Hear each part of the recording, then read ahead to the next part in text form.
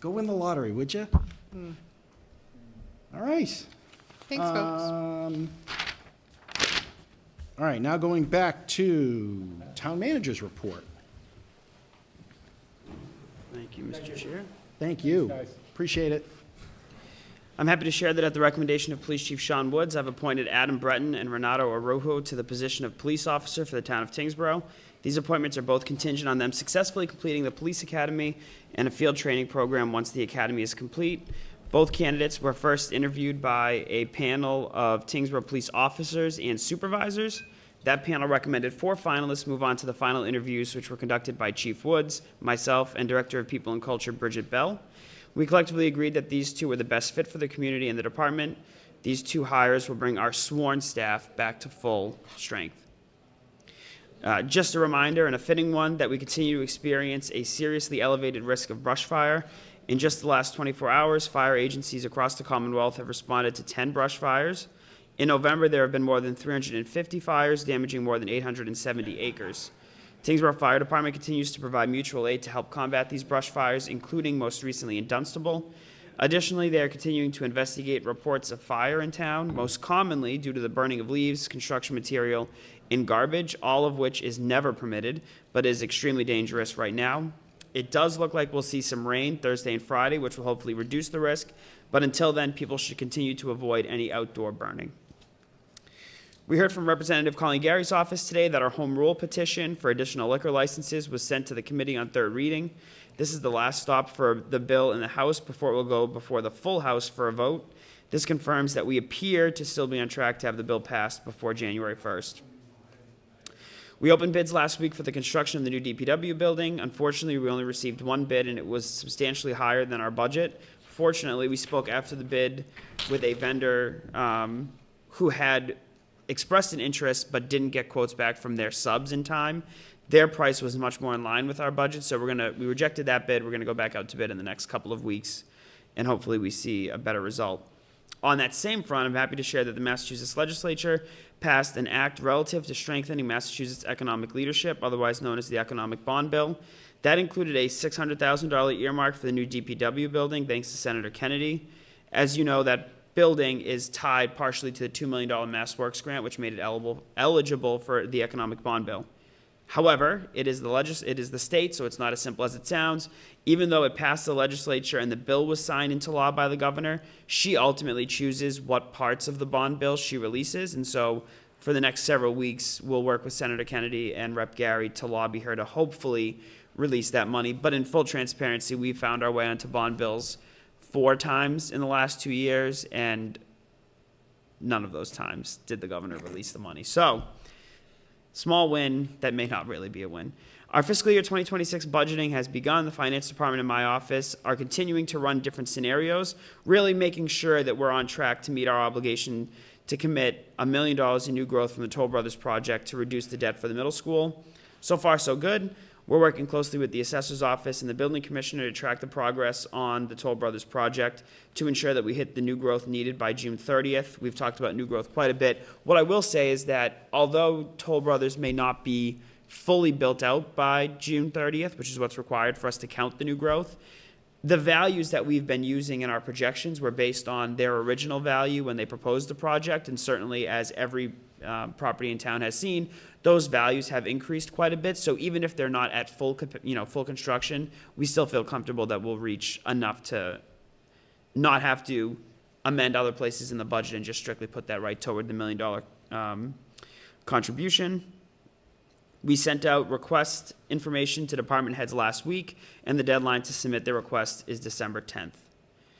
The Lowell Regional Transit Authority has announced that thanks to state funding, they're running a fare-free pilot on all routes beginning on December 1st.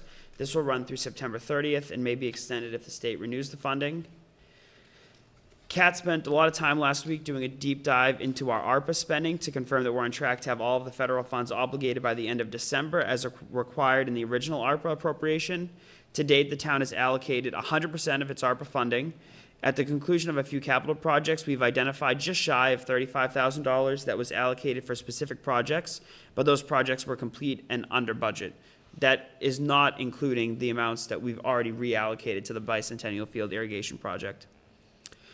At this time, the money is still considered allocated, so there's no need to reallocate it, and I recommend keeping that balance as it is to provide a little bit of a cushion. Fortunately, we claimed all of our ARPA money under the lost revenue, so we're not really subject to these regulations. Obviously, anytime there's a change in who holds the power in the federal government, we want to make sure that we're prepared for any scenario. So in case there's any switch to look back at those funds, we're certainly on track and have no risk of having to return money to the federal government. The Drago Water Supply District main replacement project in the Malvern neighborhood is moving along. They've asked for, and our DPW has granted, an extension to work beyond the November 15th shutdown required for a road opening permit. This will allow them to tie in the remaining houses on Malvern. We haven't had any frost in the ground yet, and the 10-day forecast looks clear, so there was no real risk to the town to letting that happen. Also, because we've disconnected some people, it would be kind of problematic for us to not let them finish the work till the spring. The Bicentennial Field Irrigation Project is on the home stretch. All of the work is complete with the exception of the installation of the new pump, which is slightly delayed. We expect that'll arrive in the first week of January. We weren't going to be able to use it until the spring anyway, so it doesn't really change our plans. There's a little bit of electrical work that they'll have to do once the pump arrives inside the building, but it remains on budget, which is the most important piece, and we'll certainly be able to have that implemented for the spring season. Last week, we announced that we're seeking public input regarding a proposal to change the recycling pickup schedule so that all recycling on one side of the bridge will be picked up on the same week. Currently, the route is mixed with trucks crisscrossing the bridge in a highly inefficient manner. When Republic first proposed this to us, I actually thought we were already doing recycling on one side every week because that just makes sense. Turns out we're not. So what we believe is this is going to reduce the missed pickups. It's going to increase their efficiency, so they'll be able to capture those missed pickups a lot quicker as opposed to waiting till Wednesday or Thursday. We've received a lot of positive feedback from it. I know there's a lot of talk. A handful of folks have suggested that we switch to every week recycling. That is a substantial cost. We haven't fully run all the numbers, but you're looking at least an additional $150,000 a year. The other piece is that there's a minimum we have to meet, and fortunately, because of a lot of work that the Sustainability Committee has done and all the different offerings we have at the recycling center at the DPW yard, our recycling has gone down slightly. So if we added every week recycling, we wouldn't meet that threshold, so we'd essentially be paying for recycling that we're not collecting. But totally an understandable question. We're asking that people provide their feedback by the 29th.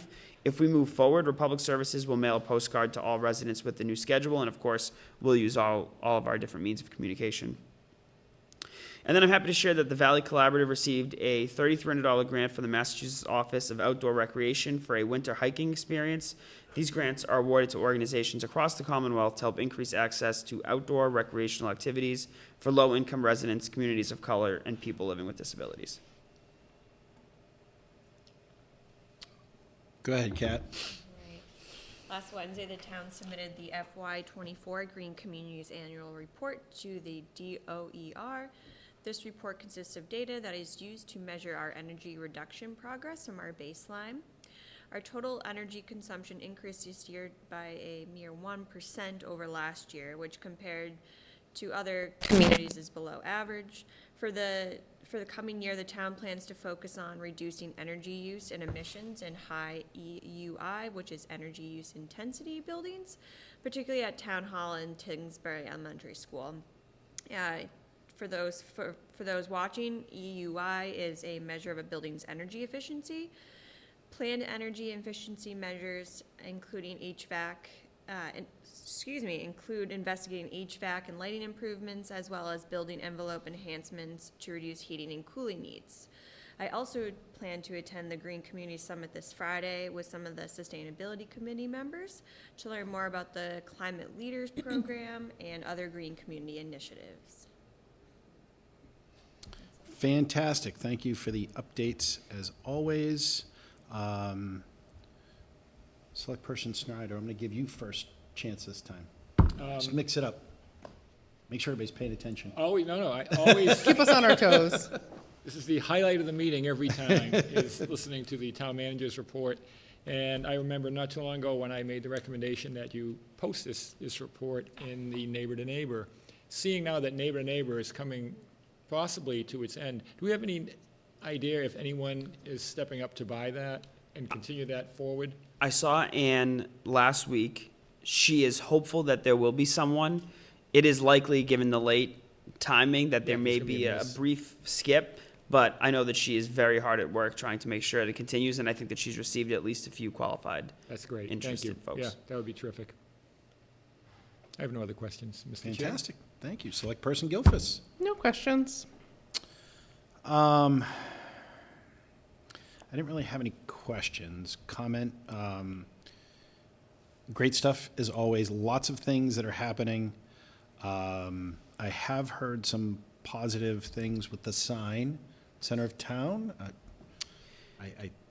So some of these things where we can notify people, we have another vehicle of communicating that. And I know you want to say something about that. Yes, I do. We've seen a couple questions online. I just want to clarify. Yes. Electronic communication message boards, ECMs as they're defined in our zoning bylaw, were previously prohibited across town. As a part of the zoning review committee's work in, I think, 2023, they amended and town meeting approved an amendment to the zoning bylaw which permits them for educational and municipal use only. So I've seen a few comments, people really like it, want to know if they can put it on their private business. Unfortunately, the way the zoning bylaw reads, they are permitted, but again, only on property owned by an educational institution or municipal corporation, just to clarify that. Yes, that is correct, having been on that committee, and that was by design, just because there was a concern of a proliferation of said signs. You know, one in the center of town dealing with municipal items, very different than having them all up and down Middlesex Road. So, thank you for that update. I have no other further questions. Again, I think people will be looking forward to catching this on the podcast and online. All right. Let's see. Let's do new business. 2025